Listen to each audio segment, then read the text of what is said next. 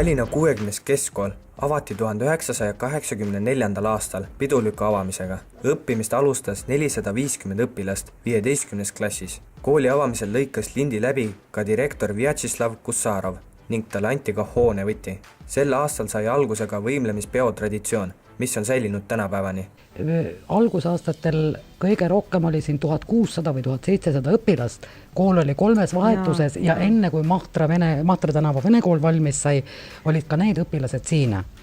Et see oli ka meeletud massid, mis siin... Ja rahvas ümberkaudu, vaata oli uus asi. Rahvas oli ümberkaudu niimoodi. Elevil. Kõik oli nii, et kihvt oli küll. Hästi vahva.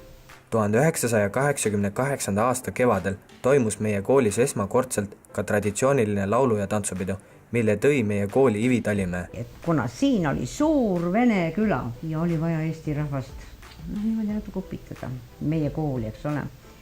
Ja siis hakkasime mõtlema siin. Kaja ja Silva, meil oli väga palju tegusaid inimesi, Riina Raaga. Ja siis me hakkasimegi niimoodi, et me peame selle ära tegema.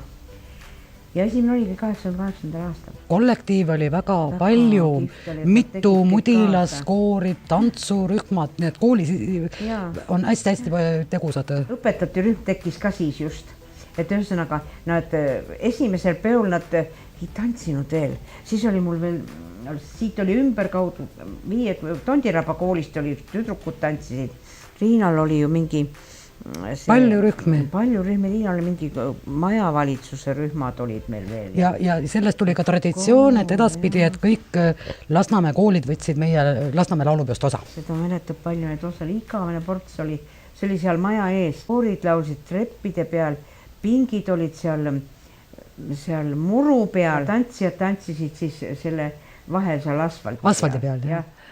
Ja siis 88, siis juba tegime kooli õpetajatest naiskoori, võt siis oli ka naiskoor alati kambas. Jah, tahtsime küll, minul oli küll see mõte. Kohe nii mõte, et mõtlesin, et see peab tulema, et sest vaadake, teie ei mäleta ja teie ei tea neid aegu, mis just ajad siis olid, sest me olime ikka nii maha surutud, sest ma tean, et kusagil 80-ndatel hakkas ju see, et isegi taheti isegi teatud ained vene keeles meile, ma mäletan, ma olin siis õppejuhataja Nõmmel ja taheti 6. klassi geograafia vene keeles, et hakatakse õpetama vene keeles seda geograafiat. Ja siis me hakkasime mõtlema, et kuulge, et kui kaua see asi kestab, et kui me oleme ikka Eesti kool, et siis me peame ikka midagi tegema ja sellest hakkaski tulema. Üks drastilisemaid oli ilmaga seotud. Tuli äkitselt kohutab vihmasadu, nii et kõik see asi koliti alla, mis on praegu aula, siis ta oli võimla ja seal tehnika ütles üles ja seal oli palju apsakaid sees. Tantsisime, siis ei mahtunud, pealtvaatajad olid uste, ei mahtunudki ära, sest meil polnud ruumi tantsidagi seal nii pugerikus koos, aga see oli loodus ja see on ka ainukene kord, kus ilm on alt vedanud. 1988. aasta sügisel alustas tööd uus direktor Martti Tulva, kellega koos tulid kooli ka aeroobikarühm Eeva, loodi ka õpetajate naiskoor Silja ning rahvatantsurühm Priisle. Endine direktor Martti Tulva räägib täpsemalt ajast, kui tema siin töötas. Minu direktoriks saamine oligi puhas juhus. Haridusosakonna juhataja vaatas mulle otsa, ütles, tead, me planeerime sind selle uue spordikooli direktoriks ja ma küsin tema käest, et kas seal tooli on, kus istuda. Ma teadsin, et seal on ainult vundament. Ta hakkas naerma, ütles, tooli võtad konud kaasa, tooli ei ole. Ja siis ma ütlesin, hea küll, andke mulle siis parem 60. keskkool. Ja läksime ilusti sõbralikult lahku. Ma lehest lugesin, et 60. keskkooli esimene direktor astub tagasi. Kuskilt juhuslikult oli mulle meelde jäänud mingist ajalehest, et astub tagasi. Ja 21. augustil helistas haridusosakonna juhataja mulle koju, ütles, et tead, sa oled kinnitatud homsest päevast 60. keskkooli direktoriks. Ja oligi kõik puhas juhus. Enda arvates tegin nalja, aga naljast ei tulnud midagi välja. Esimene mulje oli nigel, ausalt öeldes. See oli vanal nõukogude ajal ehitatud maja, ta lagunes igast otsast, torud olid roosted, vesi jooksis, katus jooksis läbi, siis ümberringi hulkusid igasugused kaagid, aknaid peksti puruks. ma olin tihtipeale siin majas öövalves, võitlesin nende kurjategijatega, nii et algus oli kaunis nukker. Lisaks direktori tööle tegeles Martti Tulvaga aeroobikarühmaga Eeva. Eeva ma asutasin ise tegelikult, kui ma tulin Tartust Tallinnasse peale õpinguid. Hakkasin ma Mustamäel 44. keskkooli juures tegelema akrobaatikaga, aga kuna kool Mustamäel ei saanud endale lubada niisugust luksust, et üks akrobaatikatreener teeb seal trenni ja talle tahetakse veel palka maksta, siis ma sain kokkuleppele ühe elamute ekspluatatsiooni valitsusega. See on niisugune asutus oli tollal, kes hooldas elumaju ja temal oli seal ka niisugune töötaja, kes tegeles lastega. Ja vot selle sama elamute ekspluatatsiooni valitsuse juurde sain ma vormistada Mustamäel oma akrobaatikaringi. Ja sealt tulidki esimesed tead elamute ekspluatatsiooni valitsuse akrobaatikaring, sealt tuligi Eeva. Ja Eeva eksisteeris üldse kokku 33 aastat. Mul oli selle rühma peal ka tantsuõpetaja.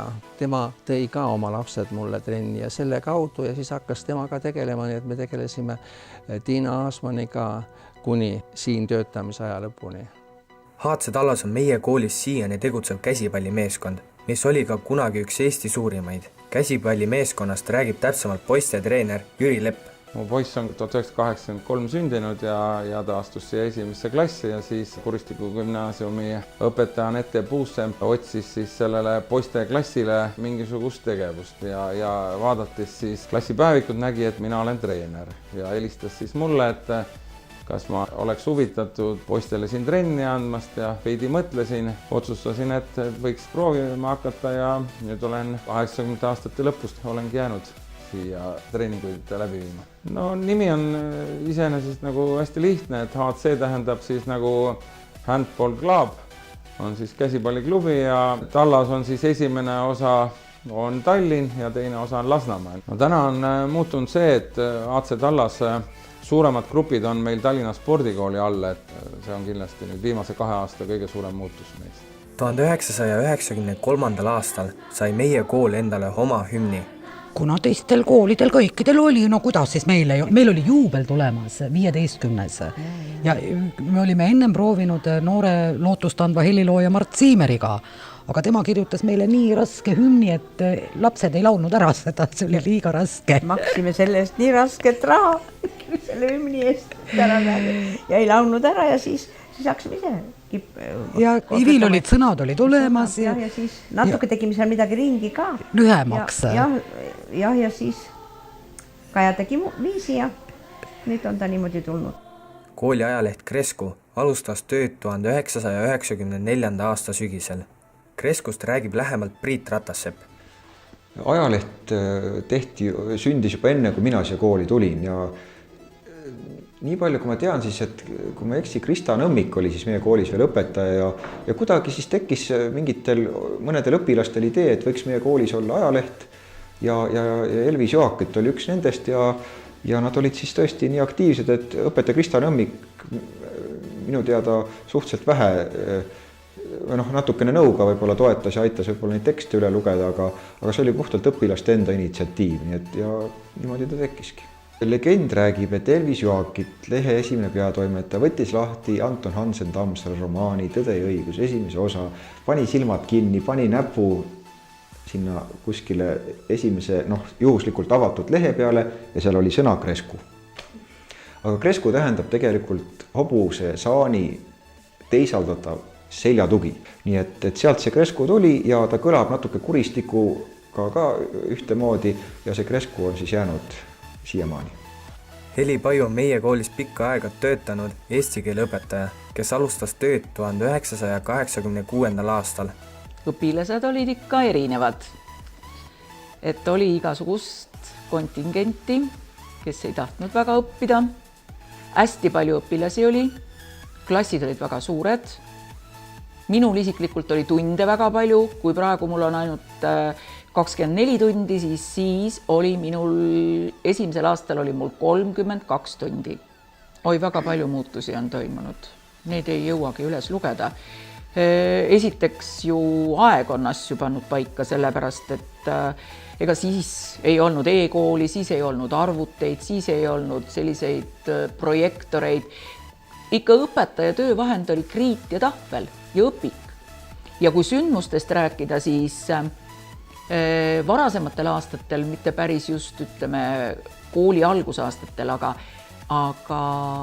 meil oli väga vahvad õpetajate ja gümnaasiumiõpilaste ühised nääri või jõulupeod. Üks erakorraline asi oli üks põhikooli lõpuaktus, mis toimus kooli hoovis, sest et meil oli 7 paralleeli lõpetamas põhikooli ja need ei mahtunud saali. Väga huvitavad olid ka meil koolis korraldatud peotantsukursused ja need lõppesid alati väga suurejoonelise peoga, palliga. No kuna selle aja jooksul olen ma ikkagi, ütleme niimoodi, koolist välja saatnud nüüdseks juba 4 lendu, siis kõik nad on omapärased olnud, kõik nad on omamoodi olnud. Kindlasti väga meeldejääv lend oli 98. aastal, see oli mu esimene lend. Nemad panid kooli traditsioonidele, väga paljudele traditsioonidele aluse. Üks tunnustatumaid matemaatikaõpetajaid on meie koolist 1988. aastast töötav Anne Lavaldi, kes on ka üks klassijuhatajatest. Kooli majanduslik olukord oli 1988. aastal väga hull. Kui ma 3. septembril siia tööle tulin, siis anti mulle selle sama kabineti A324 võti. Klass nägi välja päris kohutav. Selles ei olnud mööblit, kaardinapuud rippusid akna ees ja ma olin päris šokeeritud sellest väljanägemisest. Läksin alla tagasi ja tollane õppealajuhataja küsis minu käest, kuidas oli. Ja mina ütlesin, et õudne.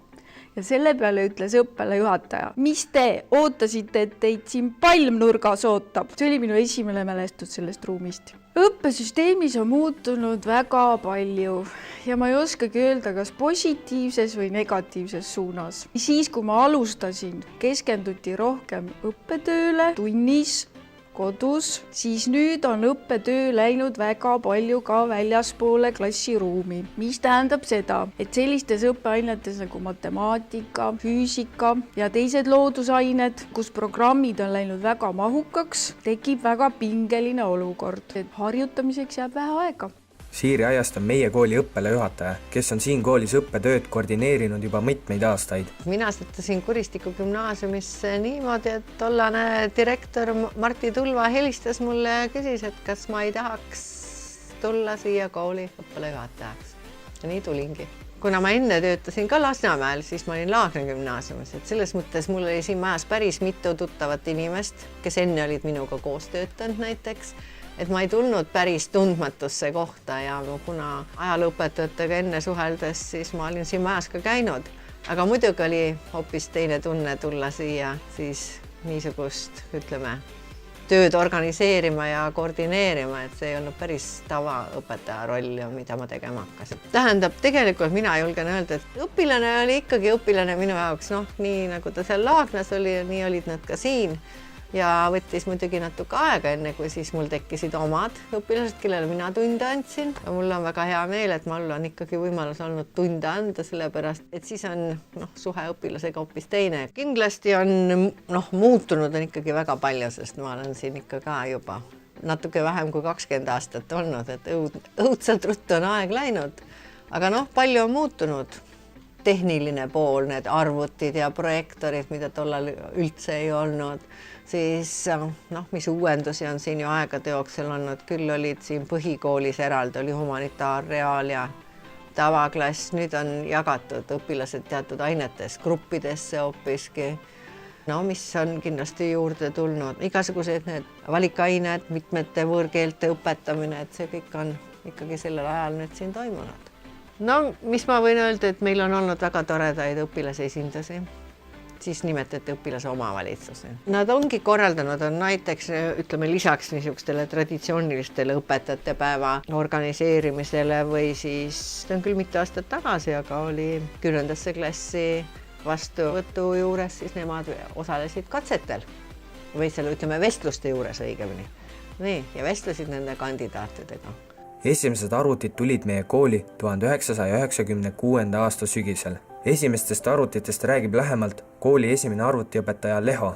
No arvutid tulid Kuristikku seoses selle tiigrihüppe algusega, kuna valitsusel ja selle koolidel oli see mõte, et kõik koolid peavad saama arvutiklassid.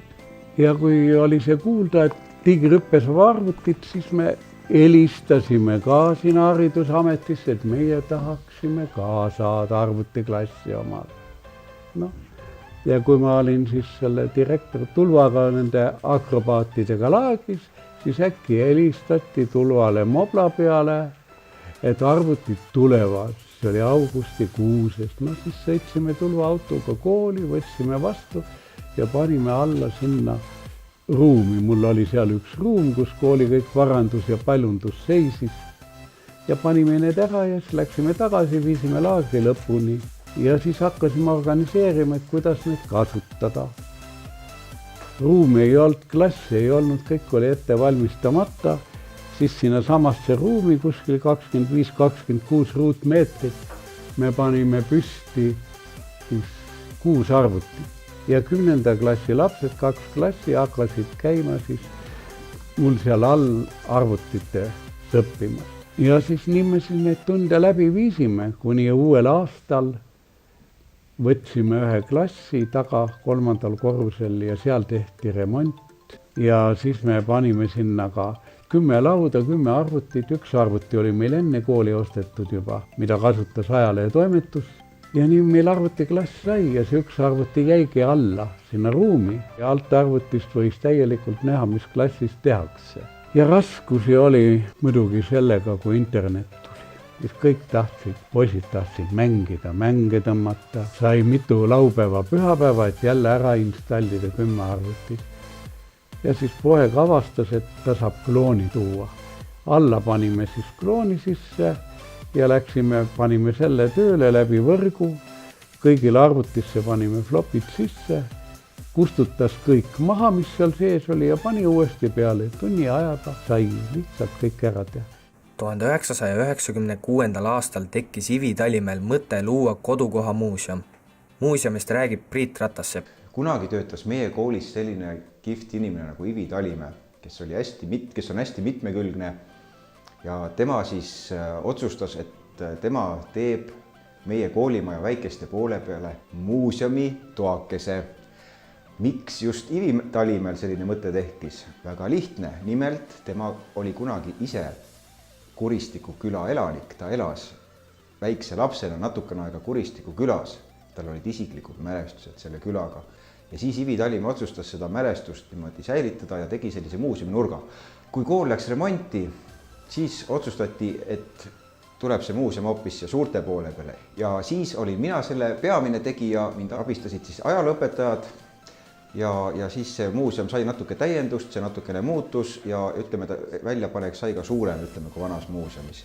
1997. aastal sai Tallinna 60. keskkoolist Tallinna Kuristiku keskkool ning järgmisel aastal sai sellest Tallinna Kuristiku gümnaasium.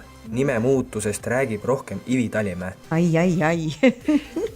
Seal ma olin väga kõva puristaja, issa, kuidas namuga vaidlesid.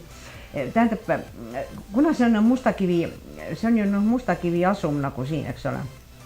See asum sai, mina olen siin külas sündinud ja ausalt öelda, ma tean ju seda ja me uurisime, minu oma lastega, nad olid siis 4. klassis, uurisime seda küla ajalugu ja sellest on see kõik need muud asjad siin hakanud.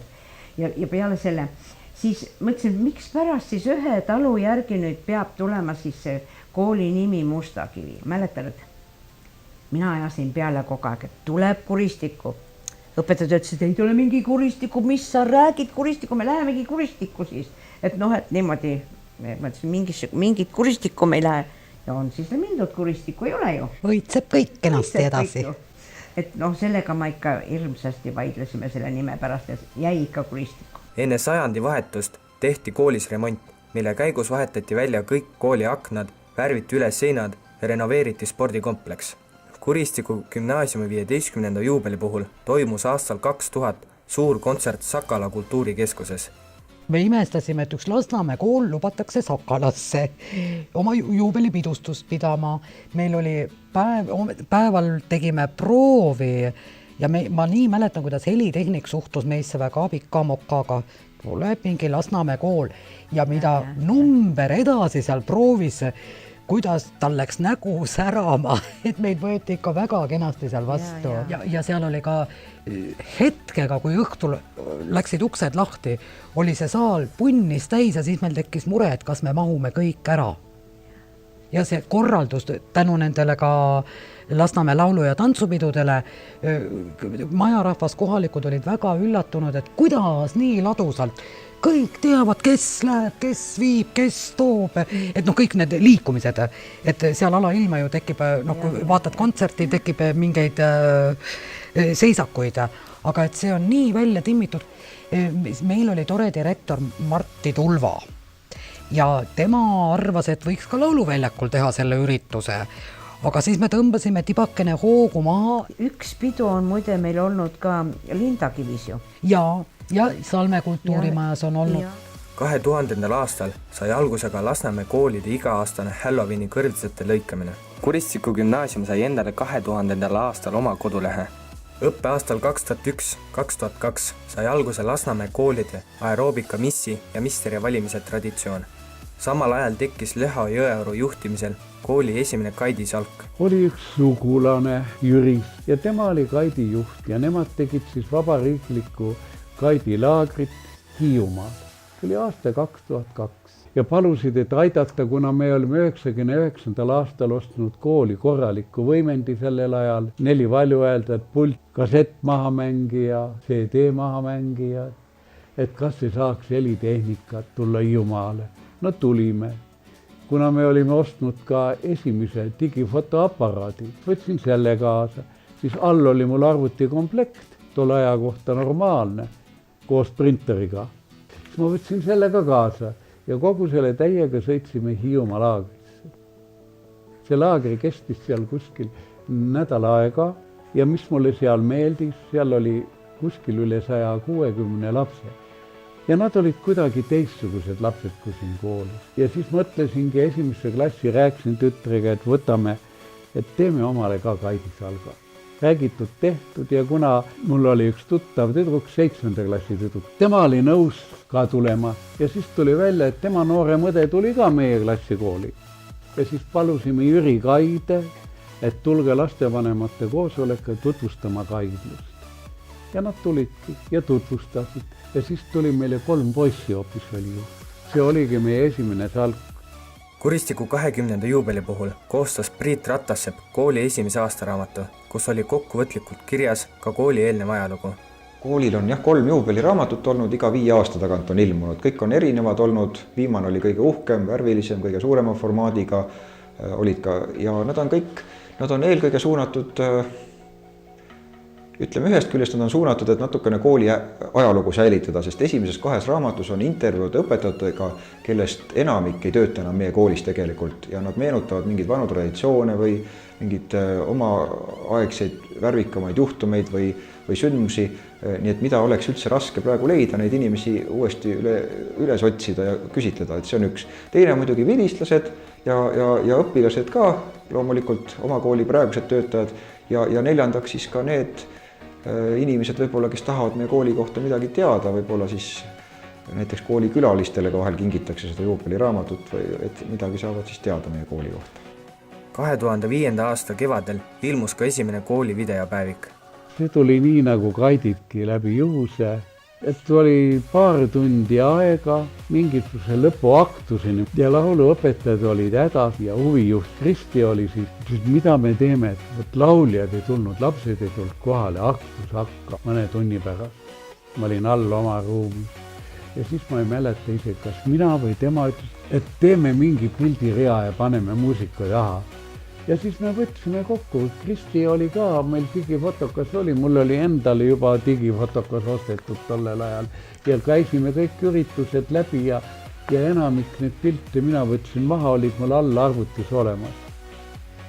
ja Kristi tõi oma pildid ka, panime kokku ja siis hakkasime aasta järjekorras kuupäevade järgi panime kohta, kõiki pilte ei teadnudki, millal tehtud oled, sinna kirja külge ei pannud, panime peale ja siis läks tund aega, arvuti hakkas üles ütlema, fail läks liiga suureks.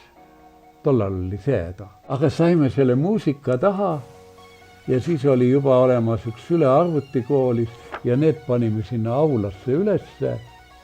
Ja siis see oli natukene mõni sekund alla 15 minuti, et kui kogunesid saali, siis see lugu mängis. Siis õpetajad tulid, et oi, kui hea idee, et olid tehtud ja ühel ütles, aga see muusika oli naljakas. Muusika oli naljakas jah, sest mul oli, ma ei tea, mis teost see oli, pool tundi kestis mingisugune selline rida. Sellest jupp sai peale panna, kuhu sattus, kas sobis selle pildiga kokku või sobinud, ei olnud üldse tähtis. Peas, et mingi hääl taga oli. See oli lühidalt meie kooli ajalugu aastatel 1984 kuni 2005.